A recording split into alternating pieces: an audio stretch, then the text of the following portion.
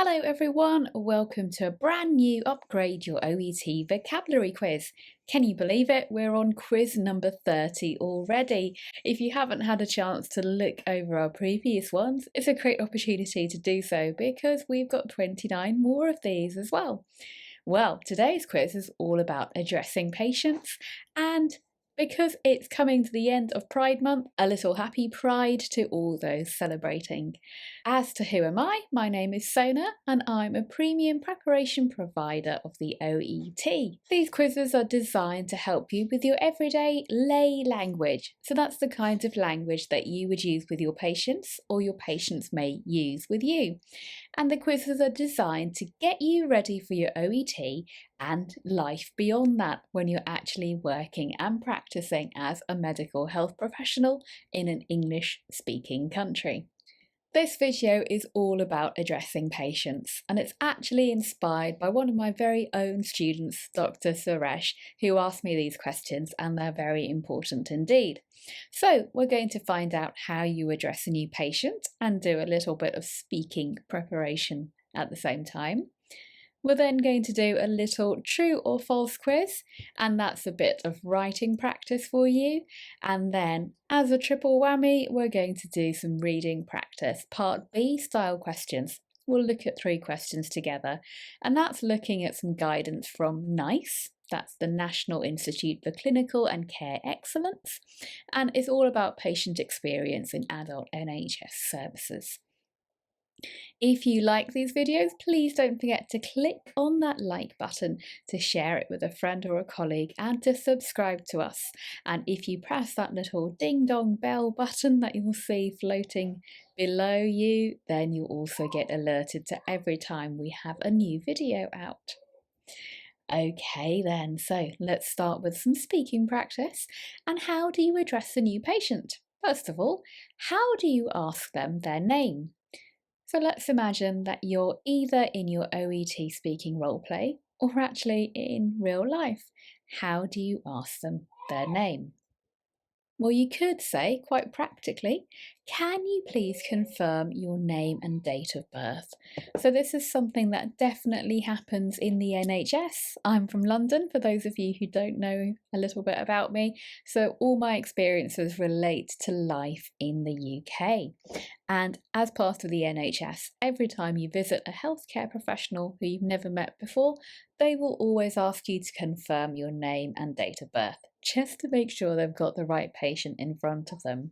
You could also check. It's Mrs. Malik, isn't it? So maybe you know their name, it's written down for you, and you just want to double check. Or you could ask, how would you like me to address you? And then they'll tell you, maybe Mrs. Malik's fine, or you can call me Sophia, depending on how they want you to talk to them. So let's practice pronunciation. Can you please confirm your name and date of birth? Listen to these R sounds in British English. They are very soft. Can you please confirm your name and date of birth? Sounds here, confirm and birth. It's Mrs. Malik, isn't it? Nice little question tag here. It's Mr. James, isn't it? Or, how would you like me to address you? How would you like me to address you? The stress here is on the second syllable, address. Now, let's do a little bit of a writing quiz. I'm going to give you some examples and you're going to tell me which of these are correct. Here we go. Let's imagine that you are writing to a patient and you can start in one of the following ways. Maybe more than one is correct, but definitely not all of them. So which ones are correct? Dear Mary Smith, Dear Mrs. Smith, Dear Mrs. Mary Smith, Dear Mrs. Mary, or Dear Smith. Which do you think are right and which ones are definitely wrong? What do you think? Okay, the ones which are wrong which are incorrect and just don't follow the conventions of the genre are the bottom 2. The top 3 are fine. You could just call the patient Mary Smith, Mrs. Smith, or Mrs. Mary Smith. Any of those options are fine. Of course, this is for a married lady, Mrs. But we also have the alternates, Dear Miss Smith, for an unmarried woman, or Dear Ms. Smith. Both of them are absolutely fine as well. But what happens if it's a man? We could say, Dear Mr. Martin Smith, or of course, Dear Mr. Smith would be fine. And if it's a junior boy, someone who is young, we could address them as Dear Master Smith. So that, I would say, would be someone under the age of 16. This is a little bit old-fashioned. You may not see it that often, but it is still part of convention. Dear Master Smith for a young boy. Okay, what happens if they don't happen to be any of those titles? Don't forget there are plenty of other titles possible too. Maybe you're addressing a colleague or just someone who happens to have another title. So we could have Dear Dr. Smith, and then annoyingly for you guys in the UK, if the doctor happens to be a consultant, they'd be called Dear Mr. Smith, or if it's a female, Dear Miss Smith or Mrs. Smith. So as well as the other options that we've just looked at, we could have Dear Dr. Smith, so just DR for doctor as an abbreviation. Dear Reverend or Father Smith, so this is for a religious person, Reverend or Father, or it could even be Dear Lord or Lady Smith. Definitely UK based here, but you never know, you may well have to deal with a Lord or Lady. And of course, you may have to address someone who is transgender or gender neutral.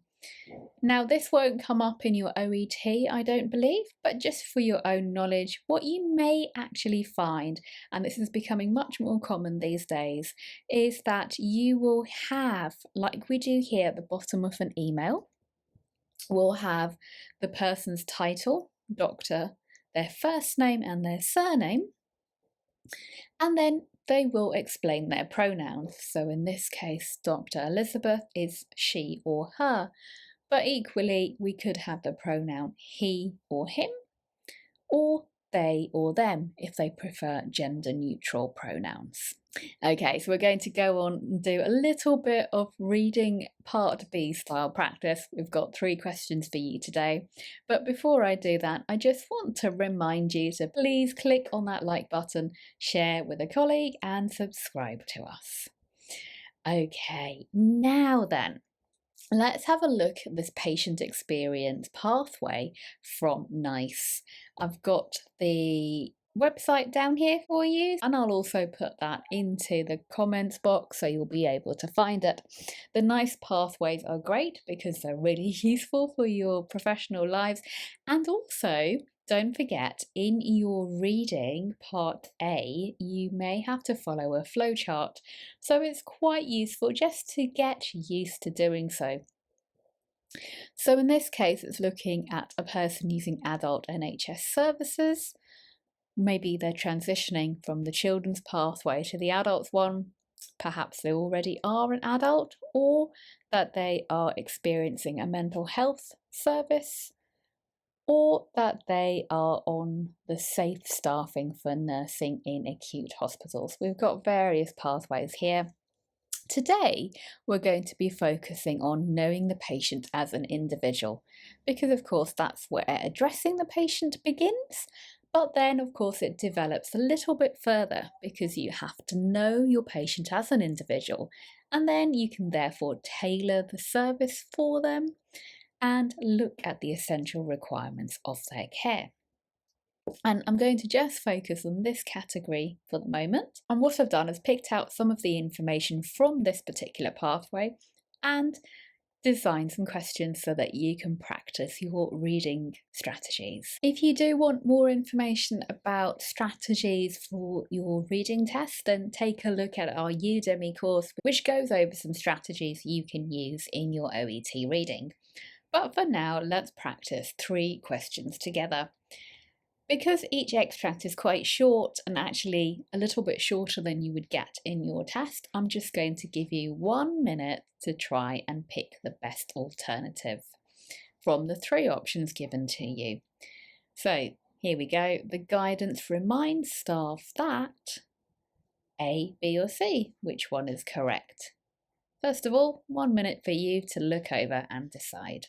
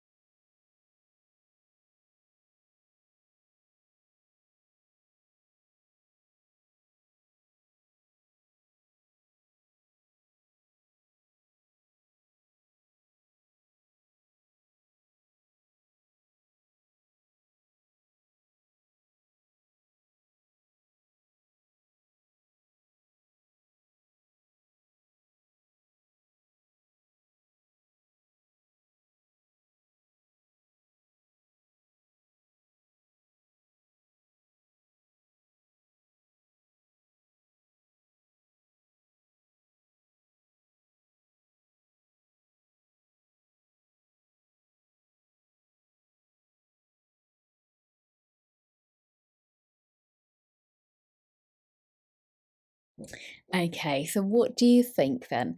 The guidance reminds staff that a translator may be required to help the patient understand the consultation. Treating the condition is more important than the patient, or a patient can only attend the consultation as an individual. Well, treating a condition is more important than the patient doesn't really make sense. It goes against everything that we've learnt about shared responsibility and making sure you understand your patient. So that's the opposite. A patient can only attend the consultation as an individual. Well, it's about knowing the patient as an individual, not that they can only attend as an individual. So, of course, it's a translator may be required. Now, this doesn't say so in direct terms, it's more about implied information. It's the connotation.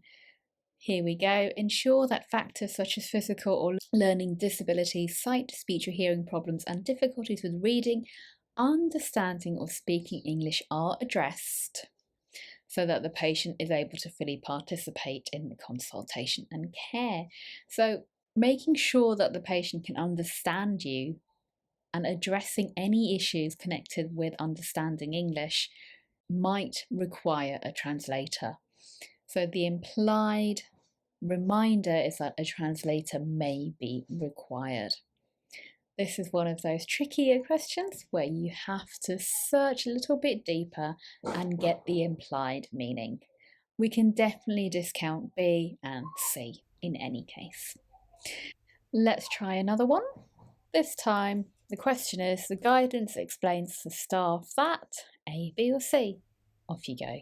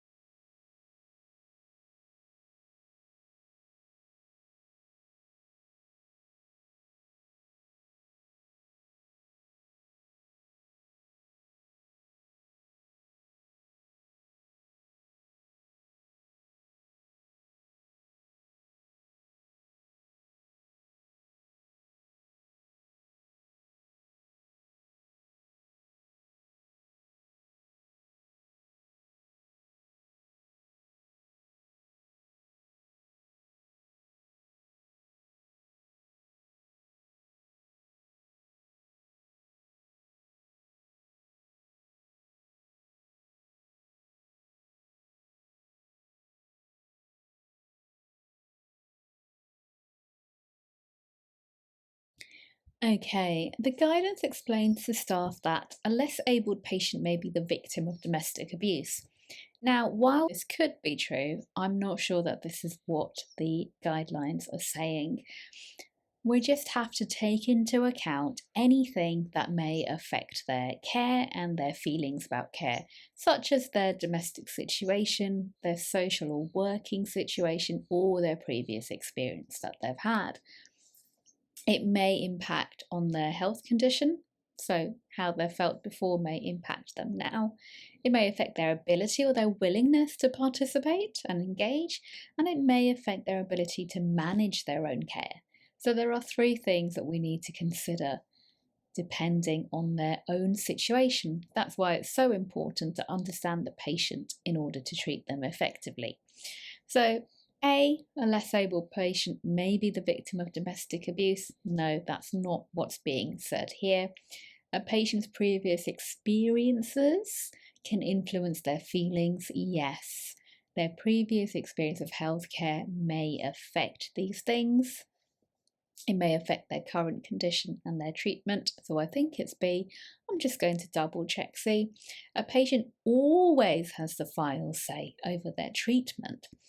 When you have part B, don't forget to check these absolutes like always, every time, never, etc. This is always has the final say. Well, I'm not sure that's true in any case, and it's certainly not mentioned here. So the correct answer is B. Okay, last one for you for this time. The guidance explains to staff that A, B, or C.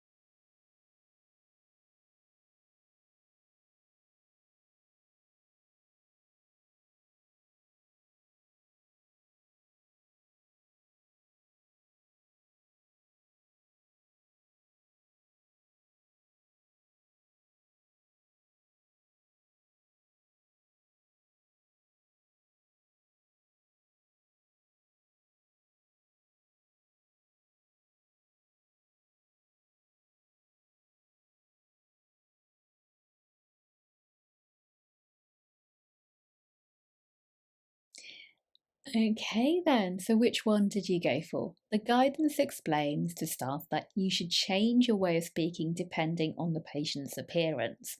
Well, actually, it says avoid making assumptions about the patient based on their appearance or other characteristics.